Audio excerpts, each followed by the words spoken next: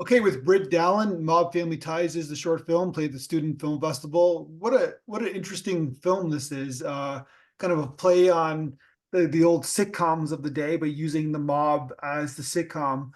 Where did you come up with this idea to do this kind of like three camera, like kind of like traditional like Family Ties in 80s show? I'm assuming you weren't born in the 80s. So tell me No. about this idea where you kind of came up with the concept.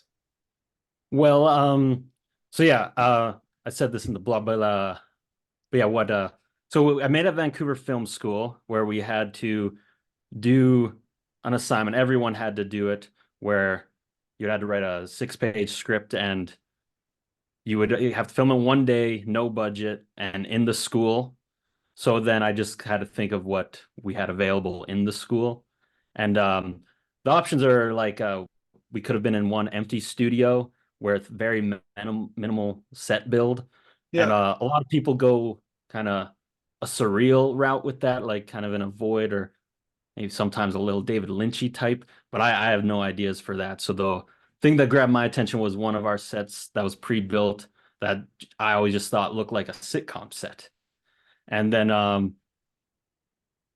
and so I thought, well, yeah, I've always appreciated the sitcoms, but I don't know if just the traditional cheery humor is exactly my style. So I thought I would put the spin on it. I'm making it a bit darker because I always found in movies when they have those short sitcom bits, like in some like Natural Born Killers, I always found that funny. I That's the first thing that Yeah. popped up, the Natural Born Killers, Yeah. when they did the play on kind of like the molestation and the like it was really dark Natural Born Killers, like in the kind of mass murder and Yeah. using a sitcom as to kind of tell that story, right? But this is kind of in that kind of realm, I guess, right?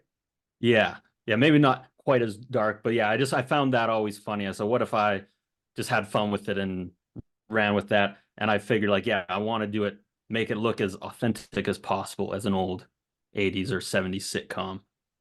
Well, you achieved your goal. And another thing that popped in for me was WandaVision. Did you see WandaVision, that series? Yeah, yeah, that would because in my pitch I had to have references. So like Natural Born Killers, that WandaVision, and like that part where they do in Scott Pilgrim. Yeah, those were all things I looked at when I was preparing it. God, yeah. So yeah, no, it's a great idea. So what did you do with the set? You kind of just use the same set that was already built in the studio? Yeah, the set was already built, but we had to get make the furniture different because apparently the set is supposed to be a coffee shop or like a hotel lobby. But yeah, we just reworked it enough to make it look like an actual house. Yeah. It's smart. And then you wrote the script around it, I guess, right? Yeah, exactly. That's pretty much where it all came from. Just It's pretty the set. smart. Like it's a smart idea, and it's a play on society in a sense in a lot of ways too, right? Yeah, yeah, I think so. Like just like I don't know. I don't know if I'm reaching here, but just how I don't know, like the darkness kind of surrounding, or it's all a lot of darkness under the surface, I Yeah, guess, of yeah. all the cheery dressings, or everyone wants to make it out to be like a happy family sitcom, like in any other one, except this time they're killing people. Yeah, So, yeah. 100%. So tell me about the cast. Where did you get the cast? So, so yeah, is in Vancouver. So, the mom and dad and grandpa, they all just you just put an ad out on like Vancouver's Actors Guide, and then they all applied, and yeah, and then they were just all great. So that was pretty easy, and most of like them all, I was going through everyone. There was quite a few good people, but then making sure the husband and wife matched and all that stuff. But really the cast that I picked, I pretty much had a good feeling it was going to be them. Like the first time I auditioned them before I had to really see anyone else. And then the son I actually worked with on a different short film I did before at school. And then instantly, as soon as and he was great to work with, and instantly I knew, oh, he'll be great in this. So I just called him again, like, got a part for you. Yeah, Was he happy with it? yeah, yeah. He was happy. So then did you like go back to like old sitcoms and kind of like recreate the kind of static shots, I guess, and the with the like the long depth of field, I guess, in the film? Yeah, when leading up to it, yeah, I was watching a lot of sitcoms, of course, Family Ties, and then I was watching Everybody Loves Raymond and stuff. And then and I props to my DP as well, because Mason Lau, because I've just watched a lot of sitcoms just through my lifetime, but he didn't really wasn't familiar with much of these, but he did the research and he looked into it, and he was the one talking with the instructors and all that who figured out about the like yeah, the long depth of field. And because like in the sitcoms, obviously it's all multicam and they're all like far away from the set, but we only had one camera, but we Yeah. tried our best to make it seem like it was multicam. And so yeah, he figured a lot of that out, so yeah, props to him.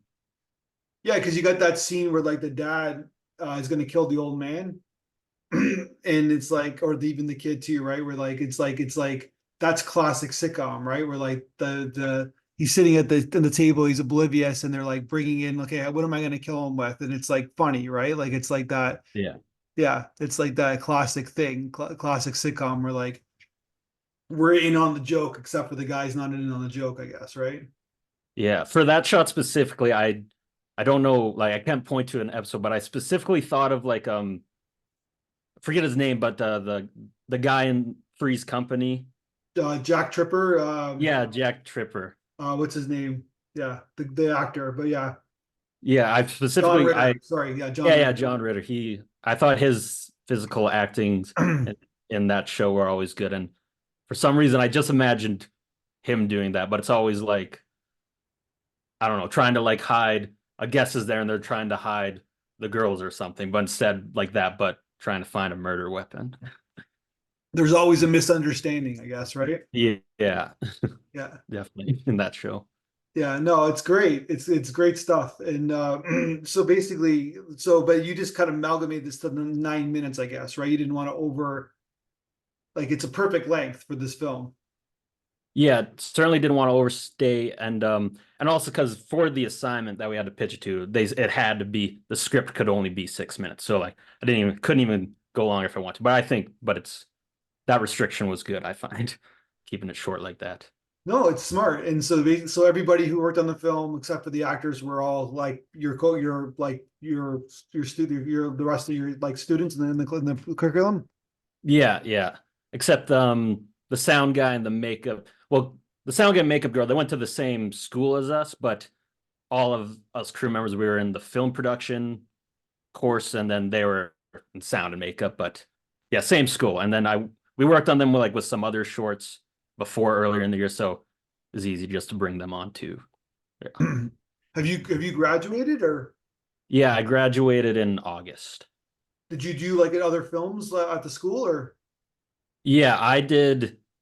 At the beginning of the year, 2 months in, everyone got to do like one 3-page script, film it in like 6 hours. So everyone got one of those. And then I did one before, which was definitely the biggest thing I did, which was it was like supposed to be a 9-page script and a 3-day shoot, and we were on location. So yeah, I did that before. And I was editing it while shooting and writing this one. so how'd that one turn out? That one, so that one, I think it turned out pretty good. I like it. I was really happy with the script I had. But the thing with that one, so much went wrong in production, like a crazy amount. And I'm just happy. I think in theory it could have been better, but based on everything that happened on the shoot, I'm pretty happy with how it turned out. But is this the one you're submitting to festivals? This particular film? Yeah, I'm submitting. So the other movie is called The Hardships of Summoning a Demon, and Okay. I've submitted that one to festivals and Mob, obviously. But like Mob's been doing better, clearly, but Yeah. yeah, the other one is still in festivals. Because yeah, Mob's got a like I haven't seen your other film, of course, but your Mob's got that kind of uniqueness to it, I guess, right? So I can see Yeah, this film doing well in the festival circuit, especially in the student world. yeah, yeah. So are you surprised by the success of it, or I was yeah, I was because really honestly, like so the other one, the Hearthstone and Demon, that was like kind of the passion one. That's yeah, one put a lot into like months and months of planning, had yeah. like 13 drafts of the script. And then everything went wrong as all whatever, put all my heart in that. And then as I was editing that one, then we had to do this as an assignment. And I was kind of like, well, and the last shoot was very stressful, so I just want to have fun with it. And not just me, but like also all my other crew members, they were also working on Yeah. editing the movies they shot before. So we were all super busy, and this was almost kind of an afterthought. We had not a ton of meetings, but then we shot it and it just everything went smoothly. Just one day shoot, everything went smoothly. And I don't know, just funny how that worked with all the planning in the world. And it's Other a one had a relevant, tough. yeah, it's got timely film too. Listen, this is the film industry. This is storytelling, right? Like it's, Mm. you know what I mean? Like the crazy things happen. Like sometimes these filmmakers, they work on $100 million film and then nobody watches it, and then they work on a $5 million film and everybody watches it, right? So Yeah, no, I felt like I'd heard stories of directors saying these things about their movies, the ones that just did as a side project did good and all that. yeah, yeah. There's one example I'm trying to remember, but yeah. But tell me about. So you graduated. You're in Vancouver, Alberta now. You're kind of people are watching this on video. They can kind of tell that you're somewhere in the cowboy world because you got cowboy hats over both of your shoulders, and I guess you got there's a picture of a horse in the on the. Yeah, it's a horse. So you're in you're Um, in you're in you're in cowboy land, I guess. I'm being stereotypical. I apologize. no, it's okay because no, you're pretty spot on. As, no, my entire family are cowboys. They all rodeo and all that. I was the one who decided to do something else. Did you ever Yeah. rodeo yourself or Not really. I maybe like once or twice when I was a kid, just because kind of everyone did that, and then they're like, "Britt, why don't you give it a try?" My biggest claim to fame in the rodeo world was mutton busting, was when you like ride a sheep. I did that when I was like 5, and I got a medal, and for years I thought I won, but then I later found out they gave it to everybody. Yeah, and you rode a sheep? yeah, mutton busting. I know it's a And fun watch. this is what your dad does like for a living, or what is he like? He live on a farm or Or well, it doesn't do mutton bust. That's just something they do for the kids. But no, my dad's a team roper, and my sister's breakawayer mostly, and not entirely for a living. Some they do on, yeah, no, you don't make quite enough money for a living, but that's where their heart's at. And yeah, it's a there's never a break from being the cowboy. never break from being a cowboy? Yeah. That's so cool. And then so then you got into film. So what do your parents think about you getting into the film industry? They've been, yeah, no, really supportive. Um, yeah, never any pushback on it really. And yeah, and one thing that's kind of or an odd end that you wouldn't think of, but for some reason there is a decent amount of ends through the cowboy world because lots of cowboys do stunts and all that, and are wranglers and stuff, which is westerns a lot with films here in Alberta. So So yeah, it's then what do actually you kind of helpful. so what's your plan is to stay in Alberta and like kind of work in the film on film crews or for a bit? Yeah, that's my plan as of now. Because yeah, as much as I want to keep directing and writing my own short films, but like that, those don't have much of a return. So yeah, I'm hoping to get on a film set just as a crew member, do anything just to make some money. But then I won't forget about doing my own stuff. But like yeah, that's kind of my plan for now. Well, that's pretty cool. And then so yeah, so it's just so funny how that worked out though. Like you just basically it happens a lot. So basically the example I was going to give you is Barry Levinson. You know Barry Levinson, the filmmaker? Yeah. So I guess he did like Diner and Bugsy, to name a few. Like he's done a bunch of films, right? And Yeah. so in 1997, he did a movie called Sphere, right? Which is like a big kind of astronaut movie, right? I think Sharon Mhm. Stone was in it, and it was like when she was at her Samuel L. Jackson's in it, Dustin Hoffman. Huge film, like like I think it was $120 million budget, right? So he does this movie, and then right after it, he does like this like small movie, like $5 million movie called Wag the Dog, right? and Wag the Dog made multiple millions of dollars. Dustin Hoffman got nominated for an Oscar. Sphere was a box office bomb, and basically, so he makes that's the example I'll give you, like almost your kind of film school analogy, right? Where he like Yeah, works exactly. his ass off, like spends 2 years making this space film, and then basically nobody watches it, and then he does this small film. Everybody, the whole movie, whole world watched it because it was a timely film with like Bill back then. This is way before you're born, but Bill Clinton was going through this sex scandal, and they're kind of making things up. Like there was like the way the dog's about like this president is having an issue with like his he's having a scandal, so he makes up a war for a distraction, right? Yeah. So he makes up a war, like a war that doesn't exist as a distraction. So they do like anyways, basically that's the premise of the film. So anyways, that's Yeah, that's the that sounds example I'll good. give you. So Well, yeah, no, I felt like, yeah, I got that taste.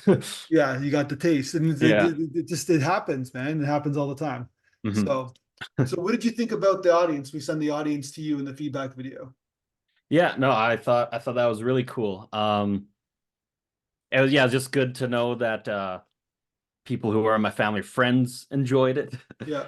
Yes, yeah, and the one girl, she really, I never seen someone actually like analyze one of my movies so much. She was talking a lot about the family dynamic and all the parallels of like real life, and so it's something you can actually connect to even in this ridiculous scenario. And I just I liked that someone noticed that, and it's nice to know that that came through because that's what I was going for too. Yeah, yeah. It's like, yeah, they love each other, right? Yeah, Yeah. And it's it's like, yeah, 'cause it's supposed to be like it could be any family situation, but it just so happens to be about whacking grandpa. yeah. Yeah. And that's what, I guess you got to think that this happens in life, right? Yeah, So almost. yeah, it's fantastic. It's a really, like you said, like it's a great concept. It's like when I first saw it, I was like kind of blown. I was like, yeah, this something here, man. Good for Oh, this guy. So oh, I'm thanks. glad I got to talk to you. Yeah. So are you going to make another short film or? Yeah, definitely the plan.